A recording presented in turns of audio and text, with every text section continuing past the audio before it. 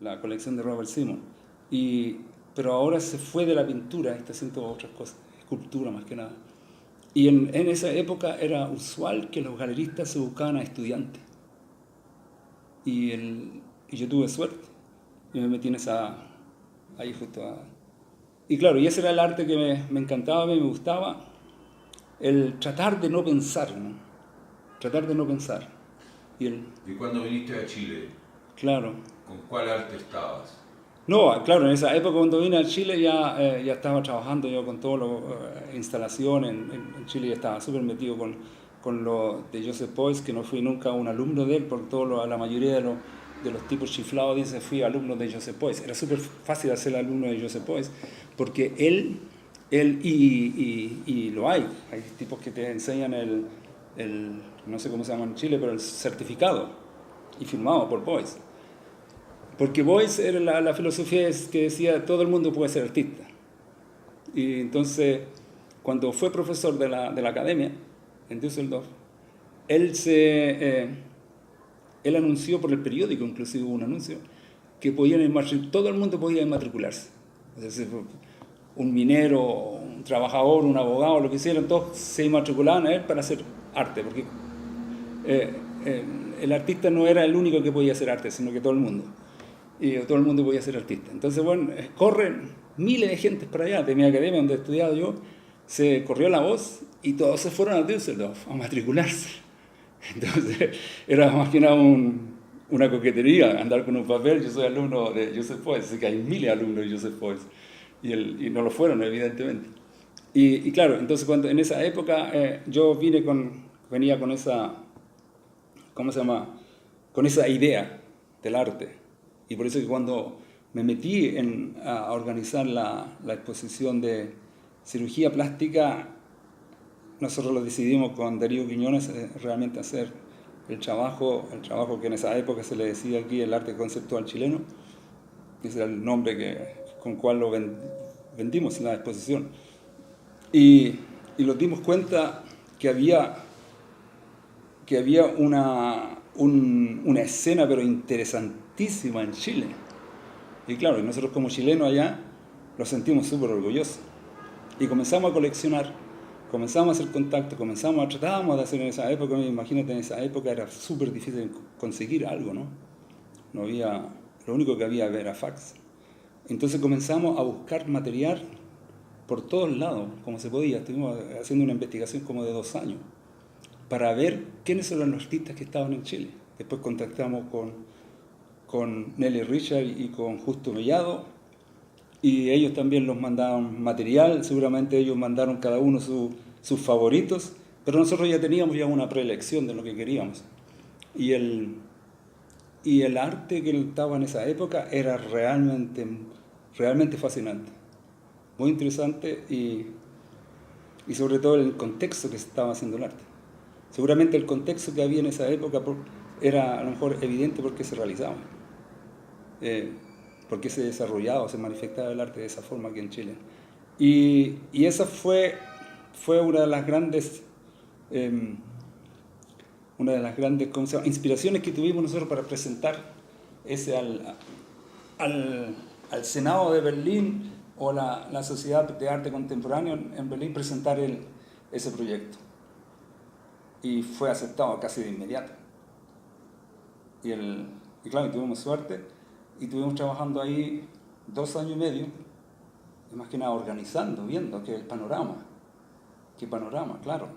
Lo que hicimos fue lo que pudimos hacer, lo que podíamos conseguir. Y lo que podíamos conseguir en esa época no era todo. Después nos dimos cuenta que había mucha gente fuera del proyecto. No es porque nosotros no lo quisimos, sino que porque nosotros también sencillamente lo desconocíamos. Entonces fue un registro de cirugía plástica que yo creo que no está completo de esa época. Pero estábamos orgullosos de haberlo hecho, haber conseguido lo que conseguimos, eso sí. Y lo que conseguimos era satisfactorio. ¿Y por qué se llamó cirugía plástica? Ya, eso, ahí tiene fue una cuestión más política que nada. nosotros estuvimos conversando con Darío y teníamos un grupo de trabajo que éramos 5 personas, pero los que llevábamos la batuta en el sentido, los que hablábamos y escribíamos el concepto, fuimos los 2. Y la idea de la cabeza de Frankenstein, exactamente no me acuerdo de quién trajo esa idea, me parece que fue Matías, no me acuerdo. Y lo encantó inmediatamente. O sea, fue como algo clavado, no fue discutido, fue inmediatamente aceptado, porque era como un trasplante también, había de todo. Frankenstein en ese momento era todo, era una dictadura, era también el arte, estaba mezclado en esa cara. Y por eso que dijimos, ok, esto parece que es ¿cómo se llama? La caricatura o la perfecta para describir una situación en Chile. Y cirugía plástica era obvio, porque se trata de casi una cirugía plástica, lo de Frankenstein, y también el panorama chileno. Los parecía así a nosotros también. Entonces cuando presentamos la foto de Frankenstein y el título tuvimos que traducir, pero dijimos, no, el título tiene que quedar en español. Los alemanes no lo saben pronunciar, pero sabían el significado. Entonces cuando lo presentamos a la comisión de la nueva sociedad, lo aceptaron inmediatamente también. Y dijeron, uy, qué buena idea. Ahí tuvimos realmente ya casi con la foto y el título, tuvimos un punto a favor. Y dijeron, ok, esto parece que va a ser un buen trabajo. Y lo fue en efecto, ¿no? Es que yo lo que tengo que decir realmente, yo me salí después de la organización, o sea, no participé yo durante la exposición. Yo terminé la exposición, hicimos las instalaciones, todas las cosas, y me salí rápidamente porque estaba metido en estaba haciendo la curación de otra exposición. Así que yo participé poco en lo que se llamó todo el proceso de la exposición. Tengo que hacer una pausa, ¿no? Oye, pero dado que tú me dices no estabas, no participaste en la edición misma en la inauguración. En la inauguración sí. Pero estuviste en la producción de la performance de Carlos. Sí, claro, en las producciones de todas las instalaciones estuve trabajando ahí. Y teníamos que hacerlo, claro, que Darío y yo los que le empujábamos a los artistas que comenzaran a trabajar. Así, cuando llegó el material de todas las instalaciones, cuando se descargó el container que habíamos traído de Chile, llevaron todo el material hacia arriba, el que ellos habían enviado, y montaje. Ya, cuando se descargaron el container donde traíamos toda la obra de Chile, y son especialistas en todo lo que tiene que ver con material de construcción. Entonces se encontraron con un paraíso ahí seguramente del material que se vende allá, y compraron material, lo trajeron, cada uno lo puso en el lugar donde iban a hacer las instalaciones, y después tuvimos que con Darío decirle, bueno, ya comiencen a trabajar ya. Y tuvimos que empujar un montón para que comenzaran a armar las cosas. ¿Y por qué estaban paralizados? No sé, estaban paralizados, como que nosotros recorríamos el espacio, caminábamos para allá y para acá, y todavía no comienza, y todavía no comienza, y todavía no comienza. Y le decíamos, oye, ¿qué pasa? Si ya en 4 días se inaugura esto y tenemos que llegar a un fin rápidamente. Y tuvimos que empujarlo un poquito y comenzaron a trabajar. Terminaron todas las instalaciones. Paralelamente se trabajaba con Carlos Lepe, porque lo de Carlos era más complejo. Dependía mucho de nosotros, de las cosas que le podíamos conseguir. Carlos me mandó a mí una lista de las cosas que necesitaba para la instalación. Ahora yo no voy a recordar todo seguramente, ¿no? Eran pelos. Y ahora voy a mentir a lo mejor, porque no sé exactamente cuántos kilos eran de pelos. Pero era una cantidad, yo te digo, supongamos 20 kilos. Voy a mirar, voy a preguntar a lo mejor. 20 kilos, eran frazadas militares alemanas, del ejército alemán. Ahora no me acuerdo si eran bototos también. Después era un perro pastor alemán, un Rolls Royce, después las pequeñeces de jarro, pintura y cosas así, ¿no? Y un Rolls Royce, un músico, más o menos por ahí. Estoy tratando de recordar.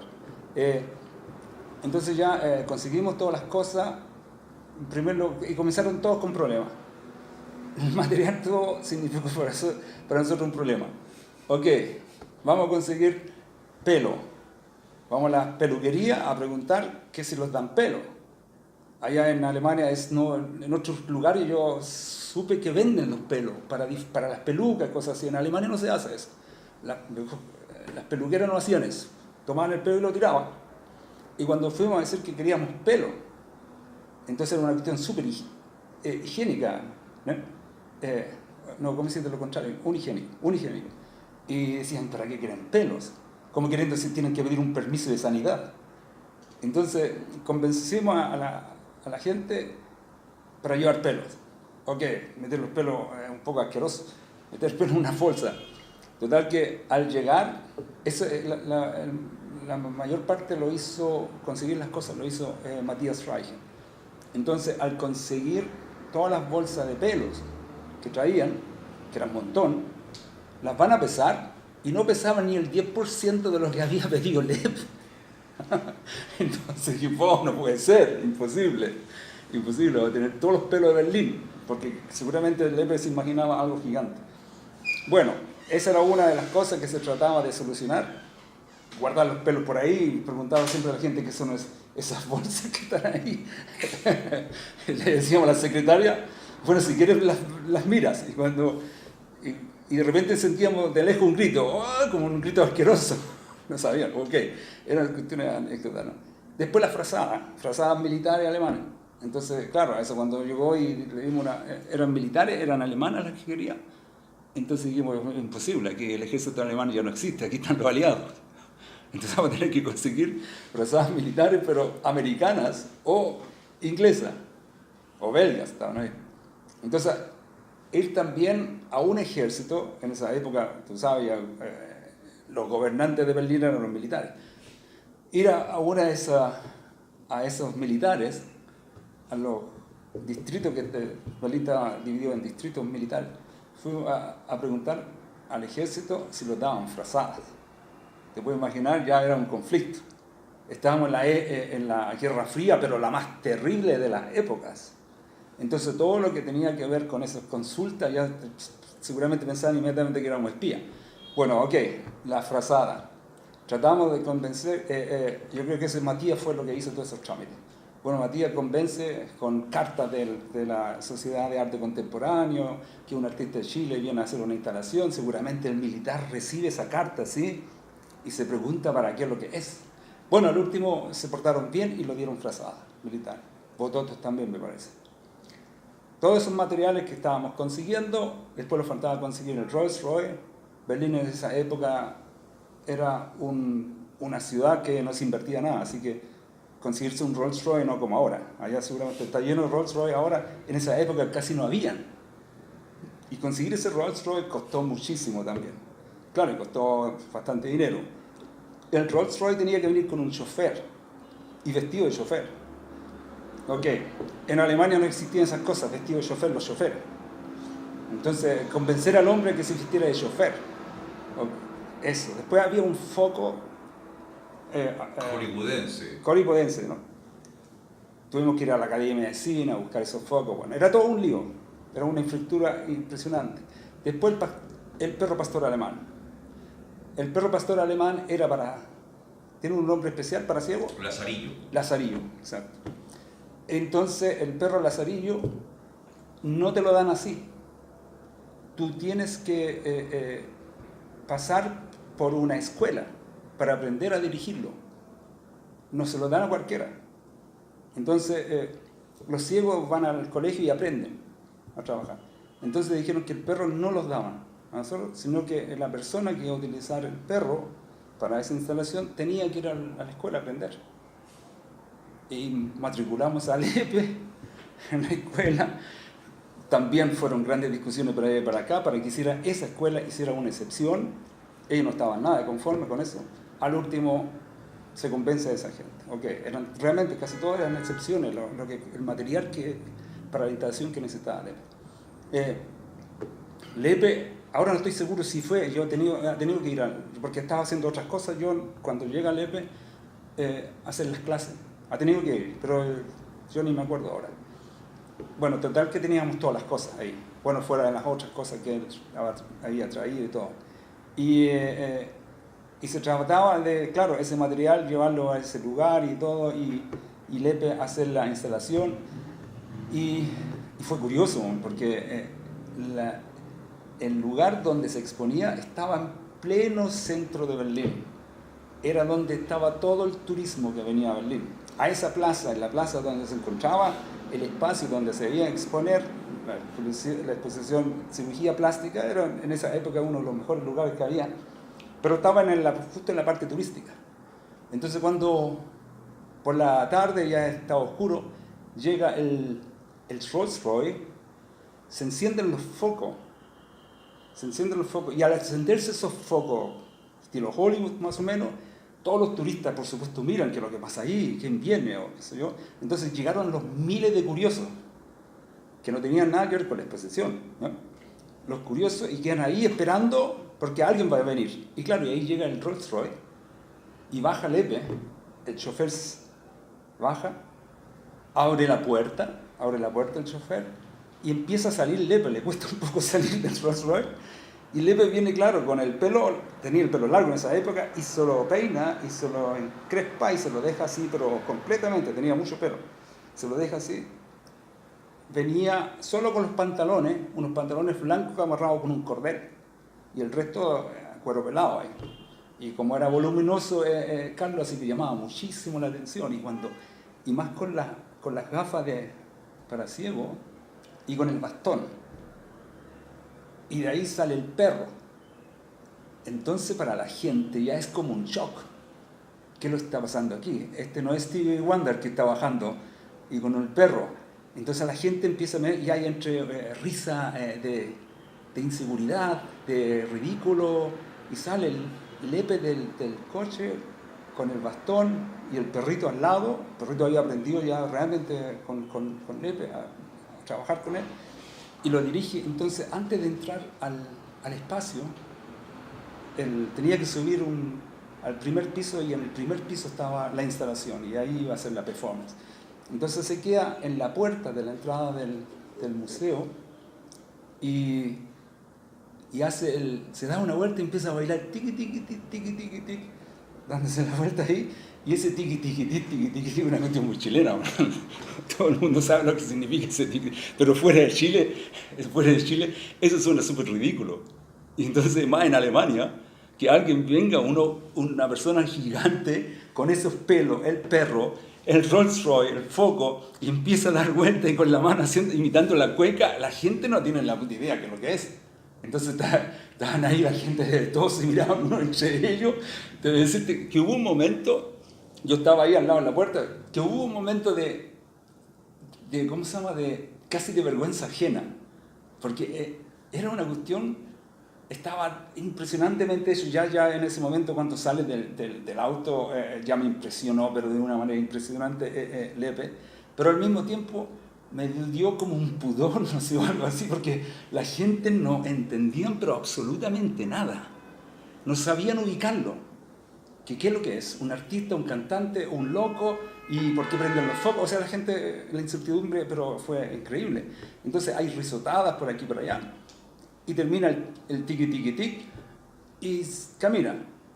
Entonces entra toda esa gente que no tenían nada que ver con la inauguración, no estaban invitados a la inauguración, pero son turistas curiosos, y entran ese pelotón atrás de Lepe con toda la cosa arriba. Arriba, claro, arriba se queda el escándalo también cuando empieza Lepe a tomar la pintura y a vomitarla y a tirarla. ya ahí fue el colmo para la gente. Hay muchos salen horrorizados de la exposición, se van, no saben qué hacer, los otros dicen, no sé, se deciden, sigo viendo porque ¿qué es lo que va a pasar? Este se va a matar o qué sé yo. Bueno, entonces toda esa incertidumbre que hubo por los curiosos, lástima que no pudimos filmar todo eso, yo lo estoy diciendo de mi parte, lo viví, que fue una cuestión increíblemente impresionante. Lo que impresionó realmente fue cómo Lepes funciona en ese momento. Porque él no está ciego, está viendo. No sé si yo lo hago inventado, no, yo creo que estaba viendo. Y ha tenido que ver toda esa gente, él. Yo no sé qué se le pasaría a él por la mente. Y nosotros, los organizadores, los mirábamos entre nosotros porque tampoco conocíamos muy bien la performance, lo que iba a pasar. Nosotros habíamos preparado las cosas, pero no sabíamos todo eso. Y además no sabíamos el efecto que estaba ocurriendo en ese momento con la gente que no venían con la intención de ver una obra de arte. Entonces, eso fue súper curioso. Y yo creo que ahí, claro, mira, ahí hubiera sido interesante haber después entrevistado a un montón de gente, de los curiosos, haber preguntado qué es lo que pasó, ¿no? Claro, pero bueno, eso fue para mí una de las cosas realmente impresionantes de cómo funcionó LEP y todos. Y antes de eso, por ejemplo, cuando yo me acuerdo que fui a la oficina y les dije, mire, LEP dijo que viajabas en primera clase, ¿ok? Era un problema eso. La exposición ya estaba costando muchísimo dinero y estábamos rascando cada vez más dinero por aquí y por allá porque eran 2 años que estábamos organizando eso. Y mal transporte, el container, todo eso lo que costaba en esa época. Ok, entonces yo me acuerdo voy a la oficina de la jefa, era una mujer que dirigía la Nueva Sociedad de Arte Contemporáneo, y le dije, mira, Cristina, le dije, Lepes tiene que viajar en primera clase. No, me dijo, Ricardo, no, eso sí que no. Él ya está pidiendo demasiadas cosas, con el Rolls Royce, estoy en contra de esos coches, me dijo. Y ahora vienes tú que quieres viajar en primera clase. Entonces dijo, no, ¿qué se creen los chilenos? Una cosa así, ¿no? Que nosotros estamos bañados en oro. Entonces, Ricardo, aquí hay que justificar cada céntimo, porque en esa época se llamaban Feni. Cada Feni tenemos que justificarlo, Ricardo. Sí, yo sé. Entonces, no, así que por primera clase no. Y después si le pagamos a ir a primera clase, los otros artistas también van a querer primera clase. No, solo él, le dije yo. ¿Y cuál es el motivo? Le dije, y le enseñé 3 fotos de Carlos Lepes, fotos que yo me había buscado con intención, donde sale el volumen de Carlos Lepes, y las quedé mirando, y yo me acuerdo que ella había llamado al contador, al hombre que llevaba todo el dinero, y los dos quedan mirando, las fotos me miran a mí, este es Carlos Lepes, sí, ese es Carlos Lepes. Bueno, ok, hay que hacer una excepción. Y le pagaron primera clase. Claro, si era un volumen impresionante, dije, claro, esta persona no puede viajar en su... Entonces, fueron todas esas cosas, y hay más anécdotas. Yo no voy a tener que empezar a recordar de a poco cómo funcionó todo eso. Así que fue una experiencia realmente muy, muy interesante, y seguramente para muchos artistas chilenos que fueron para allá fue ambivalente. En una, que se les daban todas las garantías para hacer lo que quisieran, ir a comprar esto, de repente la lista que habían enviado para hacer la instalación, y fueron a esos mercados a comprar la material, era otra cosa, nada que ver, pero igual, había dinero, entonces compraban, entonces ellos se sintieron súper acogidos en todo sentido, que les estábamos dando de todo lo que ellos querían, y se sentían como especie de una estrella, entonces, y después la otra parte era, por eso lo ambivalente, que quedaron desilusionados después cuando se enteran que la prensa alemana no se interesa mucho por la exposición. Y seguramente ahí se desilusionaron porque la exposición fue importante y todo. Ahora después se ve la importancia de la cirugía plástica también dentro de Alemania, pero en ese momento no. en ese momento pasó a ser como cualquier otra exposición. En esa época se hacían muy buenas exposiciones en Alemania, en Berlín sobre todo. Habían buenos lugares y se hacían buenas exposiciones. Entonces, cirugía plástica de arte conceptual chileno en esa época, ¿no? Chile, lo único que se conocía de Chile, a cualquier persona le nombrabas, tuviese la edad que tuviese, le decías Chile, decían inmediatamente Pinochet. Entonces era esa la única identificación que existía ahora sobre Chile. Entonces, ponerlo en el contexto arte conceptual chileno. Es como que pasó, no sé, desapercibido. No hubo la curiosidad, por lo menos podría haber curiosidad, vamos a ver qué es lo que hacen los chilenos. En el círculo de personas que frecuentan exposiciones en Alemania, sí fueron a verlo, ¿ya? Pero no lo que esperaban los chilenos. Nosotros no quedamos desilusionados porque nosotros conocíamos cómo funciona el arte. A veces habían exposiciones que eran impresionantes y tampoco todo el mundo no corría a ver las exposiciones. Porque había mucha demanda de grandes exposiciones. Berlín lo único que tenía era eso, que tenía a veces mucho dinero y entonces traían buenas exposiciones a Berlín. Llegaban de todo, llegaba la arte povera, todo, llegaban todo. Entonces, cirugía plástica con todos esos nombres eran en esa época personas desconocidas, no te llamaban la atención. Jahr se conoció en Alemania, pero mucho después. Y por eso que la exposición fue, entre comillas, estuvo bien, pero no tuvo seguramente el éxito que pensaban que iba a tener. Y por eso seguramente los chilenos que estuvieron allá han llegado desilusionados, yo creo. Para nosotros no, porque para nosotros fue algo normal que nos llamó la atención. Pero ellos yo creo que esperaban mucho más. Esperaban mucho más resonancia. Estas clases de exposiciones yo creo que las resonancias vienen como ahora, 10 años después. No en el momento. No se sabía lo que se estaba haciendo.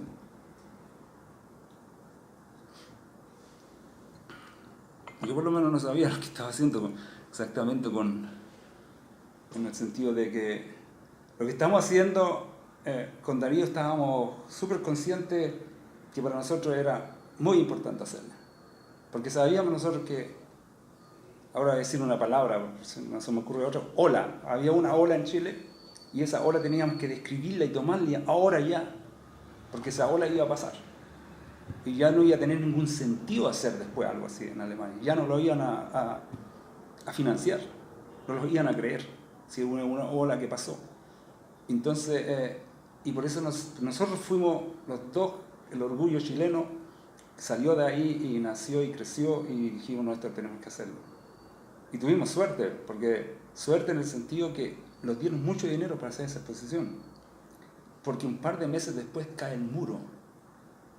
Cae el muro en Alemania, entonces el arte pasa a ser, la exposición pasa a ser algo completamente, ya no se conseguía dinero para el arte porque Alemania, la República Federal de Alemania, invirtió todo el dinero que tenía para reconstruir la otra Alemania.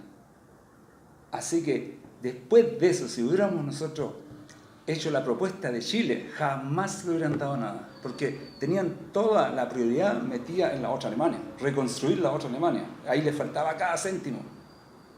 Entonces, nosotros tuvimos mucha suerte, que un par de meses después cae el muro.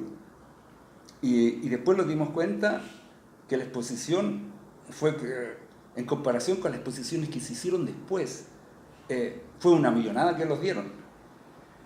Porque después yo también fui curador en otras exposiciones y no conseguíamos ni una cuarta parte de lo que habíamos conseguido para cirugía plástica. Entonces ahí tuve mucha suerte también. Tuve mucha suerte. ¿Y cómo era la constitución del equipo? O sea, estabas tú, Darío, Matías, Chris, Gunther. Y Gunther, sí. La Nueva Sociedad de Arte Contemporáneo acepta que exista un grupo de trabajo. Y ese grupo de trabajo tiene que ser mínimo 5 miembros de la sociedad. Entonces yo no pertenecía a la sociedad de Darío tampoco, y lo hicimos socio. Lo hicimos socio y buscamos, y se encontraron las 5 personas para trabajar ahí. Todos tenían diferentes profesiones. Los únicos que venían del arte era Darío Quiñones y yo. Darío había estudiado en la Alemania oriental y yo en la occidental. Habíamos estudiado paralelamente arte.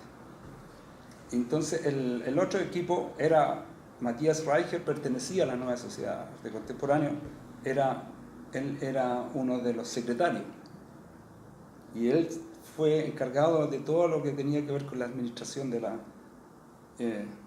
organización. Después estaba Günther Blank, y él era periodista, y él fue el quien se encargó de todo lo que tenía que ver con vídeo en Chile. Ahí yo no me metí en nada. Günther viajó a Chile también, y fue el que buscó a toda la gente, buscó el material, escribió un prólogo y todas esas cosas.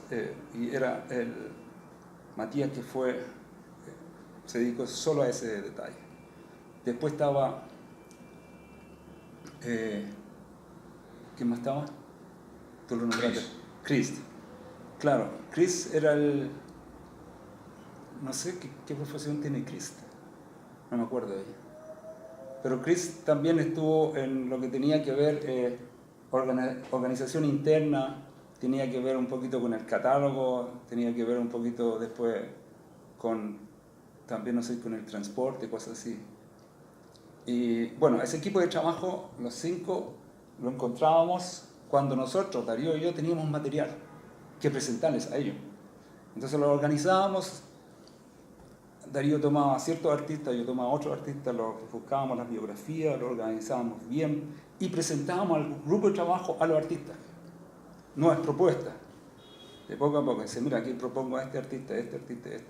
Veíamos diapositivas y discutíamos sobre ello, sobre la mesa. Y Darío y yo éramos más que nada los que presentábamos y defendíamos esas propuestas. Algunas propuestas ni las presentamos. Y bueno, entonces ahí se armaban, y ellos como que tenían la obligación de también meterse y discutir.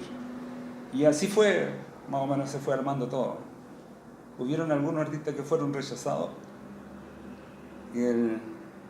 por otros motivos ahora. Y así fue más que nada. ¿Dónde te conociste con Darío? Yo lo conocí justamente en un bar. Espera, deja tomar un poquito y te digo. Darío, como vivía en el, ¿cómo se le llama? Oriental. En Oriental, Berlín Oriental. Entonces, yo como estudiante de arte en esa época, era muy fascinante pasar a la otra Alemania. Nosotros podíamos pasar sin ningún problema. Teníamos que buscarlo en salvoconducto, pagábamos visa, que eran 25 marcos se pagaban. Te daban el otro marco, el marco oriental, y podías pasar todo el día. Y tenías que devolverte antes de las 12 de la noche. Entonces yo iba muy a menudo para allá porque todo lo que tenía que ver con el arte underground en la otra Alemania era mucho más fascinante, porque te jugaba con la escondida. Uno iba escondido, iba ilegal a ver una exposición, y cómo conseguiste la dirección de esa exposición era todo el cosquilleo que tenías tú como estudiante. Más encima, me están siguiendo, me vienen siguiendo, y iban ahí encontrabas tú con mucha dificultad en la calle, en un barrio X de la otra Alemania, y golpeabas y no estabas seguro que era ahí o no era ahí, y te veían en la vestimenta que tú venías de la otra Alemania. Claro, uno no sé, te conocían inmediatamente. Y te hacían pasar, mayormente eran en sótanos o en apartamentos escondidos, y ahí de repente entraba, estaba llenísimo eso, un humo, todos fumando dentro, y estaban todos los intelectuales de Berlín comunista, estaban todos ahí metidos, y se hablaba de filosofía, se hablaba de arte contemporáneo, pero se hablaba de arte, era como ¿cómo se llama? Era una fascinación y era también algo que, habían peleas ahí, pero peleas de, ¿cómo se llama?, de contradicciones filosóficas, de lo que esto, otro. Entonces la gente allá gozaba en el arte y lo vivía en el arte mucho más intensivo que nosotros en la otra Alemania. En la otra Alemania era todo libre, todo podías hacer lo que se te pasaba por todo. Y entonces esa fascinación como que no existía. En cambio en la otra sí. Entonces te metías a algo clandestino, sabías que de repente cuando tocaban el timbre todos se quedaban callados. Porque podían ser el comité central y ahí caías tú 100% preso, obvio. Y más si tú venías de la otra Alemania. Entonces, eso para mí fue súper fascinante. ¿Y cómo regresabas? Yo regresé después. ¿En el metro? En el metro, sí, Yeah. había un metro. Uno pasaba había una Checkpoint Charlie, que hay una entrada, pero esa era tan solo para americanos. Y después la Friedrichstraße era la entrada donde podías entrar. Salías del metro y ya estaba la otra Alemania, todo con los soldados y pasar por la aduana, registrar el pasaporte, pedir la visa, pagar los 25, ponerte ¿cómo se llama?, en la cola, y pasaban los soldados a la derecha y a la izquierda y tú te sentías, tú sabes cómo es pasar en una frontera, sí. Entonces era siempre, no sé por qué, entonces tenías una especie de mala conciencia y te daba miedo. Entonces, y claro, y yo iba, a mí me encantaba ir allá porque se pasaba muy bien, conocía a mucha gente, realmente interesantísimo, y el arte allá se vivía de otra manera, como te dije, se vivía y se sufría de otra manera, mucho más intensivo. ¿Y ahí qué hacía Darío? Y Darío era uno de los intelectuales que estaba todo el día con la botella de ron o de whisky en la mano y fumando cigarrillo, imparable, o sea, no, era una cadena, nunca lo vi que dejó de fumar, y los dedos amarillos, y bebiendo y fumando y conversando y hablando, y ahí los conocimos, y claro, nos dimos cuenta, tú eres chileno también, sí, arte y todo. Entonces ahí empezamos a conversar y él dijo que tenía una idea. La idea de Darío él fue el que comenzó con la idea porque él estaba muy metido en todas esas cosas. Entonces dijimos, esa exposición hay que hacerla. Y ya él tenía contacto con Matías Reich. Después a Darío le dan una visa que puede salir él de la Alemania Oriental, del Berlín Oriental, a la Alemania, al Berlín Occidental, puede salir a las bibliotecas. Entonces, como estaba haciendo un doctorado y ciertos libros no se encontraban allá, y Darío ¿cómo se llama?, se las arreglaba para presentar el motivo para poder viajar. Decía, mira, yo tengo que estudiar estos libros, y esos libros están solo en la otra biblioteca. Entonces a él le dieron una visa, un visum que se llama, entonces él podía pasar. Entonces pasaba entre nosotros y se venía a la nueva Sociedad de Arte Contemporáneo a hacer las reuniones. Y ahí conversábamos. O si no, yo tenía que viajar a conversar con él allá. Y así fue, como digo, claro, al principio fue una cuestión un poco difícil para hacer todas esas organizaciones, crear las ideas. Yo a él no lo podía llamar por teléfono. No sé, yo era lo único que los quedábamos de acuerdo, ven, próximo martes a las 3:30 lo encontramos en tal lugar. Y si yo no venía, no teníamos contacto. Y así que por eso que así se construyó de poco a poco. Pues también es curioso, de un chileno allá y un chileno acá. Uno está viviendo en el comunismo en plena Guerra Fría, el otro en el capitalismo, Guerra Fría. Una cuestión, Berlín era de una contradicción impresionante en esa época. Eso no se podía creer. Cuando tú pasabas de un Berlín al otro, era otro mundo, pero completamente. Olías tú, inclusive. El olor era ya diferente, la gente era diferente. Era impresionante.